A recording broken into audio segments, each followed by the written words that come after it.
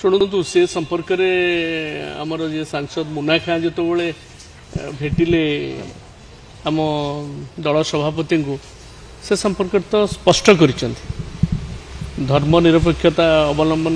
विगत दिन कराई आगामी दिन में विजु जनता दल से